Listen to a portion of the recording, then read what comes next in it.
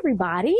I'm glad you're here. I was just going to go and call you all because I am doing something that I have never done before, and you aren't going to believe where I got the fabric. I have been watching a lady, and she goes by Catbird Quilts on YouTube. I will definitely put a link in the description below. I believe the reason that I stumbled upon her is because of my obsession with craft room and sewing room tours. And she gave a tour of her sewing room. And I just enjoyed watching her. She is laid back and she makes some really cool quilts.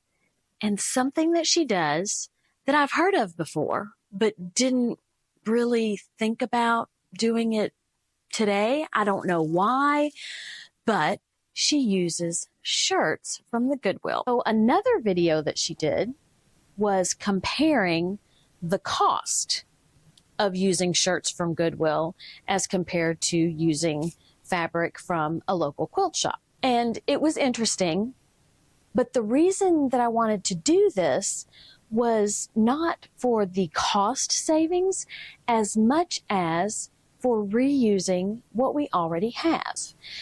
And, you know, it was kind of a challenge. So I went to Goodwill. Now, I don't know that this will ever save me money, to be totally honest, because I tend to go overboard. Look at the bag. Okay. So each of these shirts was $5.99. Let me show you my new shirts. I bought 11.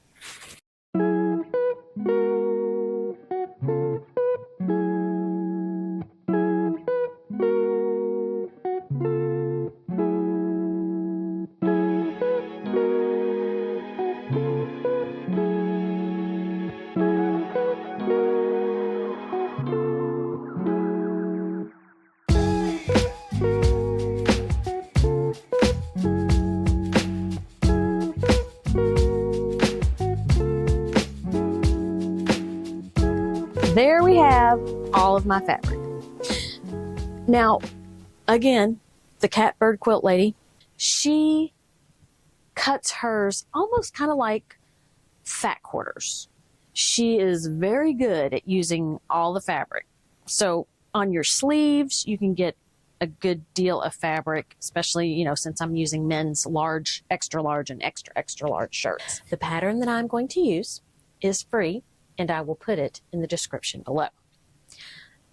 But I'm thinking for my first shirt quilt that I will be using the backs of the shirts. I need 10 fat quarters. So I guess I need to open all these up and get busy cutting. So let's see how I can strategically cut these apart. I need 18 by 22 inches of space. So I think the first thing I'm going to do is I'm going to cut along the seam. Now, I don't want to mess up my sleeve because evidently there's a lot of usable fabric in the sleeve.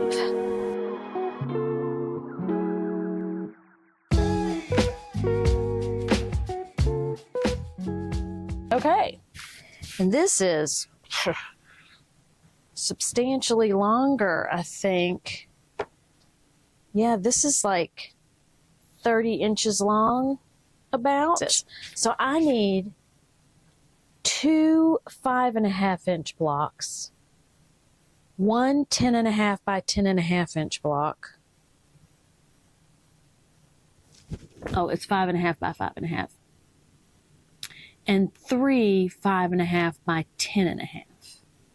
So I'm thinking here might be the place to get 5.5 by 5.5.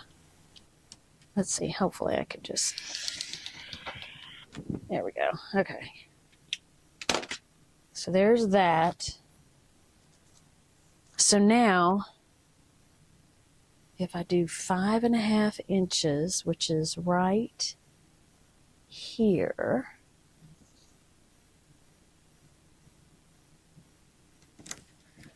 That's all 5.5. Yeah, we'll see what happens.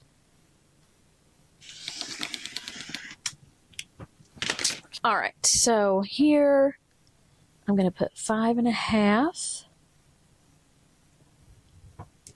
right there. All right, so we need 10.5 by 10.5. Now, let's straighten out this part. So I think I'm just going to cut off this. So here is 10.5 inches.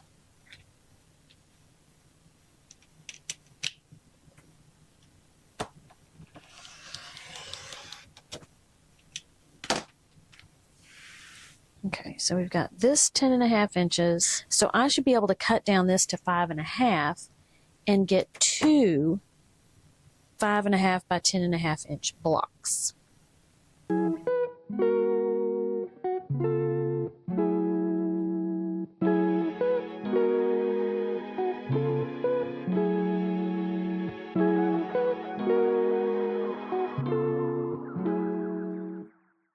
Now, we need another 5.5 by 10.5 and a 10.5 by 10.5.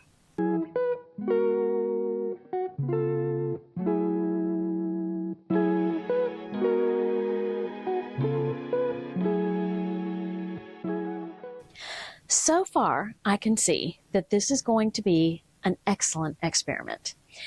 It's going to take me longer to cut my fabric than it normally would because I am dealing with a different type of fabric. I'm not just dealing with the flat 18 by 21 inch square. So I'm going to go ahead, cut the rest of my fabric up, and then I'll be back and we can put it up on the design wall and see how we're going to arrange it.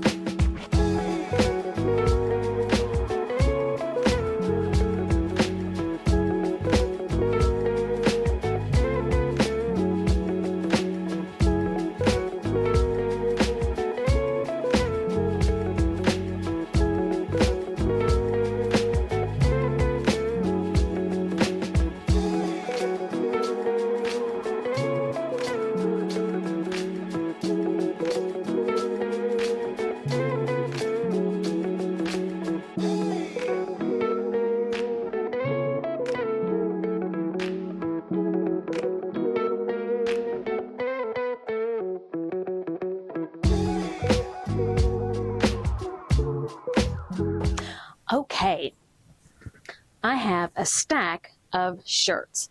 Now I did find, and I keep in mind I'm only using the backs of the shirts, that with a large shirt, I had to sew two pieces together.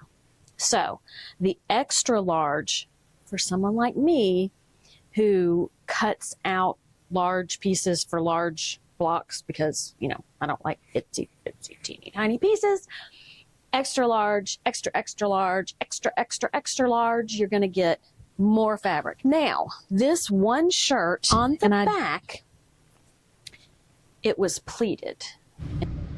So I don't know if you can tell on the back, but if you flip this over, you can see where there is a seam because it's tapered. So I had to rip out that seam with a seam ripper. So I didn't even mess up my sewing, and I still had to use a seam ripper. So what I did is I took my seam ripper, just like I would if I were ripping out a seam for something that I had sewn, and I just picked it out.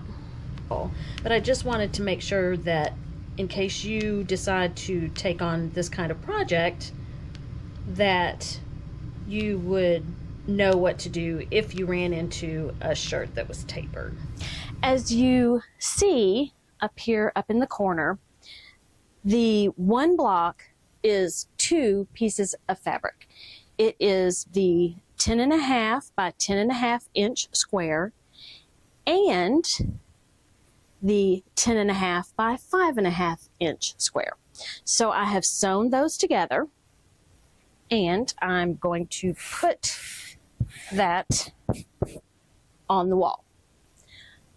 This block consists of 2 10.5 by 5.5 inch rectangles and 2 5.5 by 5.5 inch squares. So this is that finished block.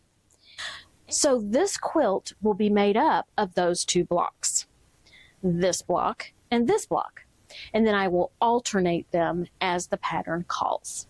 I'm going to finish putting these blocks together and arrange them on the wall, and then we'll see what the quilt is going to look like.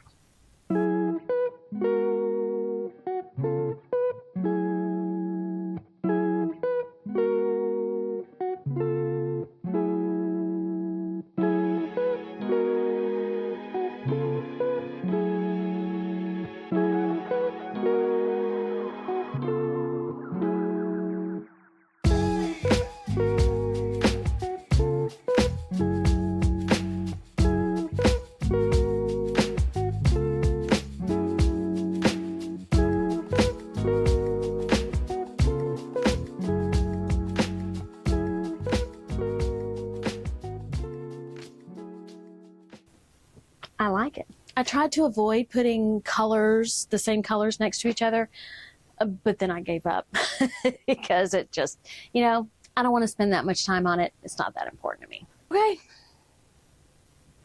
I'm going to sew these all together,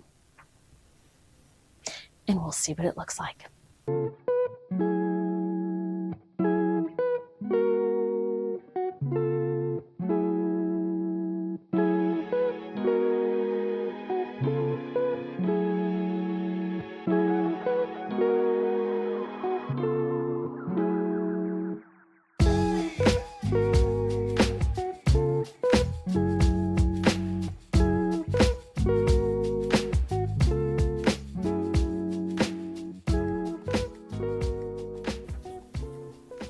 You can see my quilt top is put together. I'm not going to say finished because I want to add something that the pattern did not call for. I showed you that I had extra fabric left over. Well, I cut it into 3-inch strips. And what I plan on doing is just sewing all of these together. I may measure around the quilt and, make sure I don't go crazy. Hopefully, I have enough of these that once I sew them together, I can use them as the border. This so reminds me of the 90s and preppy looks. I love preppy colors, by the way. Let me get the border on, and we'll see what it looks like after that.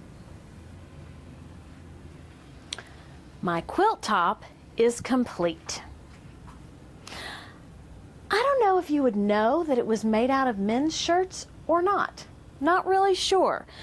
Let me know in the comments below if there's some indication to you, other than the pinstripes, that it is men's shirts. For the backing, I'll show you what I'm going to do.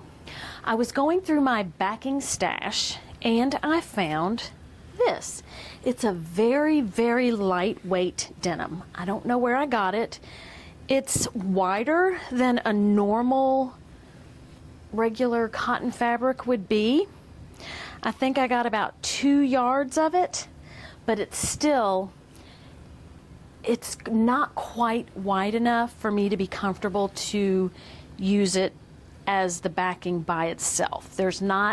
I don't think there's going to be enough on either side of the edge of the quilt.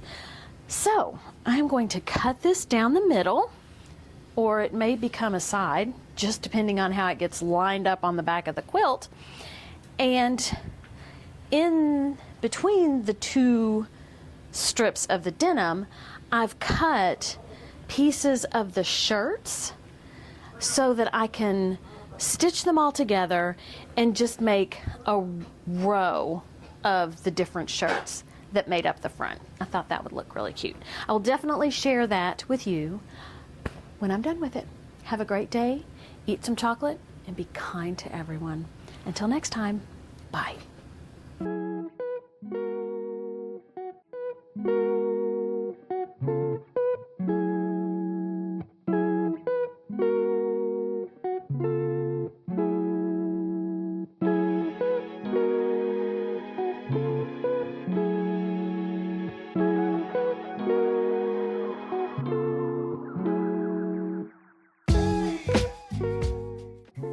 Why did you have to button every single button? Seriously?